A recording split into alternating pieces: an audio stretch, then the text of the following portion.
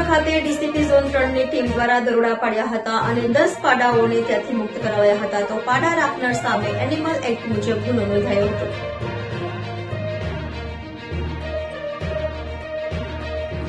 સુરતના સૈયદપુરા વિસ્તારમાં DCP zone 3 પોલીસની ટીમે દરોડા પાડ્યા હતા। સૈયદપુરા મસ્જિદે ઇબ્રાહીમ પાસે 10 થી વધુ પાડા મળી આવ્યા તો કામીન નામનો વ્યક્તિએ 10 થી વધુ પાડા બાંધી રાખ્યા હતા। આ પાડા રાત્રિ દરમિયાન કતલખાને મોકલવામાં આવતો હોવાની પોલીસને માહિતી મળી હતી।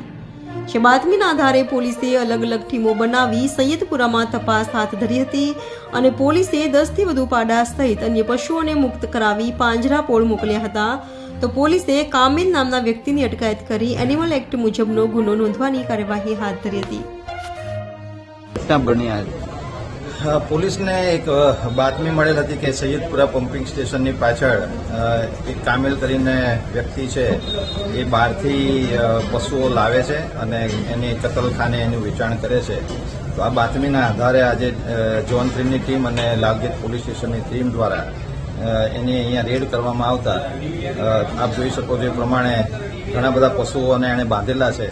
તો અત્યારે હાલમાં એનિમલ ક્રુઆલિટી એક્ટ પ્રમાણે ગુનો દાખલ કરી રહ્યા છે અને એનું ફર્ધર ઇન્ટ્રોગેશન કરવામાં આવશે કે આ પશુ એ લાવતો હતો ક્યાંથી અને કયા કતલખાને આ વેચતો હતો એની ટોટલ ઊંડાણપૂર્વક તપાસ કરવામાં આવશે।